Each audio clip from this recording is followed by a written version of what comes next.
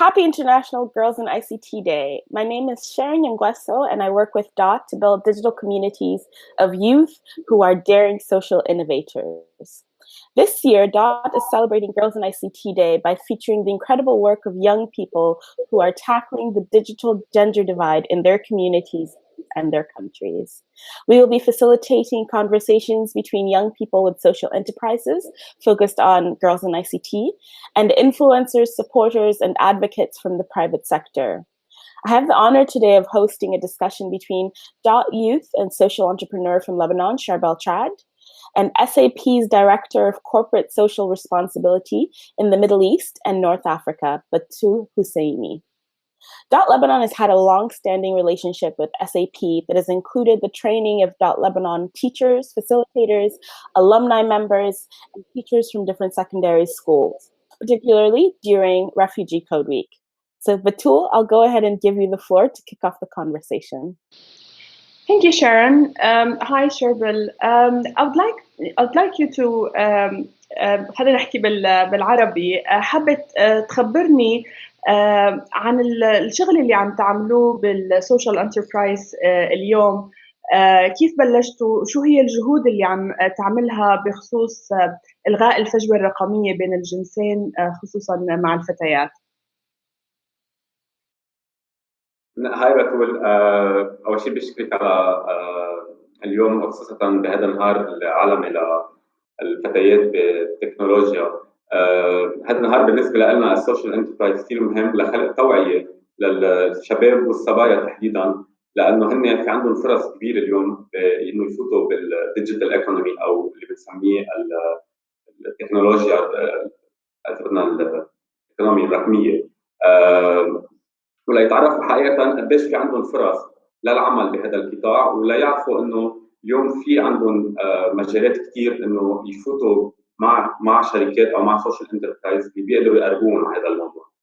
نحن من سنة لليوم بلشنا بشو المشاكل اللي عم نواجهوها اليوم بالماركت الشباب. وجينا قلنا المشاكل اللي اكتشفناها هن البطالة أو الانمبلويمنت، كل العالم عم تحكي فيها، في حاجة كثير كبيرة لخلق فرص عمل تستوعب هذا المجتمع. جينا قلنا بعد البحث اللي عملناه إنه اكتشفنا إنه معظم الشركات الخاصة والشركات الببليك عندهم حاجة لعالم بهذا القطاع، بس بذات الوقت في نقص بالماركت لأشخاص عندهم هول القدرات. اليوم دوت لبنان أو دوت إن جنرال وورلد وايد عم بيدربوا هول الشباب على this kind of skills، بس هذا الشيء تدريب منه بس كفاية ليقدروا هول الشباب يقدروا يفوتوا على القطاع العمل، لأنه اليوم نقدر نعرف إنه الديجيتال سكيلز كثير مهمين لواحد يقدر يشتغل بحيلا قطاع اليوم موجود، بس هول السكيلز ناقصهم كثير اشياء ليقدر الشخص يفوت على هذا الجوب. فجينا قلنا نحن كيف بدنا نكون صلة الوصل بين هول الشباب اللي عندهم قدرات بين الشركات اللي بحاجه لهذا الموضوع. خلقنا هذا الانتربرايز تكون هي الموديل اللي بيقدروا يشغلوا الشباب فيها از فريلانسرز. يعني اليوم نحن بنروح عند الشركات بنقول لهم نحن عم نقدم هول السيرفيسز اللي انتم بحاجه لها، بس بذات الوقت نحن بنخلق هذا الكونتاكت مع الشركات، نحن وي مانج كيف الشباب رح يشتغلوا وبنعطيهم التاسكس اللي قادرين يحلوها. بهذه الطريقه اللي عملناها بنكون نحن اول شيء فوتناهم على قطاع العمل، يعني عملوا اول ستيب ليبلشوا يشتغلوا، استفادوا من السكيلز اللي عندهم اياها. بذات الوقت نحن بنكمل ندربهم على نيو سكيلز اللي هن ريليتد للماركت، اللي قادرين اللي بكره يصير نقدم خدمات اكبر للشركات ويصيروا يشتغلوا على نطاق اكبر ليقدروا يوصلوا eventually يصيروا هن independent freelancers ويقدروا يخلقوا employment لهم بالوظيفة. رائع. شربل، خليني أسألك شو هو الشيء يلي ألهمك تبدأ هالسوشيال انتربرايز، وشو الشيء اللي بيضل بيعطيك الدافع الموتيفيشن لأنك تضلك مستمر وتبدع بهالشغل اللي عم تشتغله بالسوشيال انتربرايز؟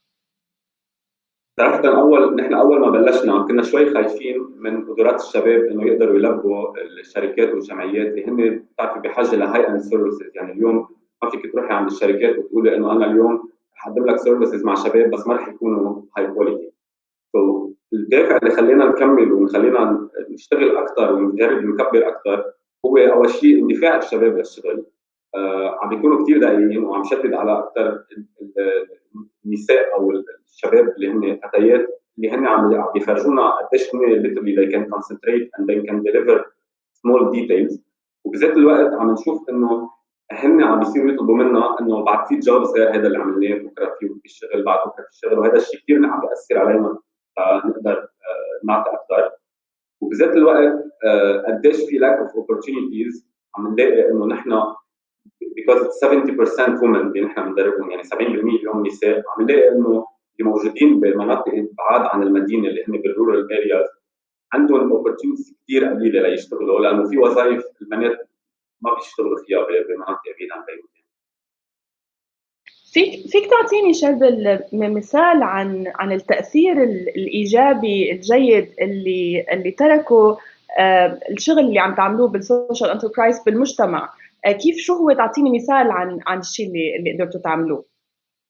يعني اذا بدي افكر شوي بالاشياء اللي نحن ما توقعنا نقدر نعملها، هو مثلا في منطقه بعيده كثير عن بيروت، يعني عم بحكي ب3 ساعات بالنسبه لنا بلبنان، قدروا ببروجكت واحد عملناه مع وان اورجانيزيشن مع 6 صبايا. كنا اول مره بنشتغل معهم، هن مدربين معنا كل شيء، اول مره كنا نجرب نشتغل معهم، كنا ببايلوت فيز كمان. وجينا قلنا انه كان في عندهم جوبز اون سايت، بده يعرفوا انجلش، بده يعملوا داتا انتري، بده يحكوا مع عالم، في كذا انجيجمنت بكذا مطرح، وكنا we're trying to cover هذا الشيء. قدروا ب 6 weeks يعملوا around كل صبيه منهم يعملوا around $2,000. بالنسبه لهم $2,000 بست جماع يقدروا يعملوهم هن. كان very big impact لنا وموتيفيشن لنا نفوت ببروجكتس هيك اكثر وتنقدر نشغل بنات. بالفعل اكيد تاثير يعني واضح وايجابي وباين، يعني مش مخبي حاله. هيدا النهار العالمي للإناث بقطاع التكنولوجيا، Girls in ICT Day، شو النصيحة اللي بتقدمها للشباب اللي حابين يشتغلوا على إلغاء الفجوة الرقمية بين الجنسين، خصوصي بين الفتيات والذكور، خصوصي especially الفتيات الشابات، خلينا نقول الصبايا اللي عم يشتغلوا، اللي عم يطلعوا انه يشتغلوا بقطاع التكنولوجيا؟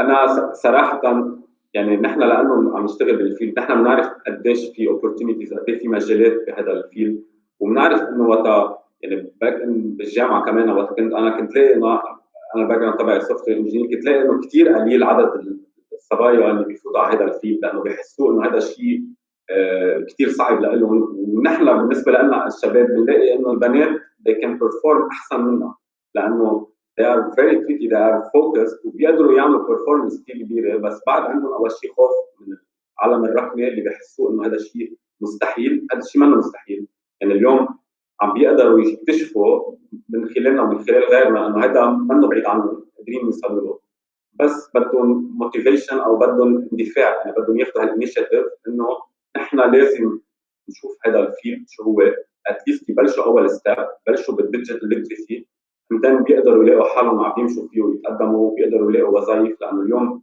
اكثريه الوظائف المتاحه بالماركت هي ديجيتال.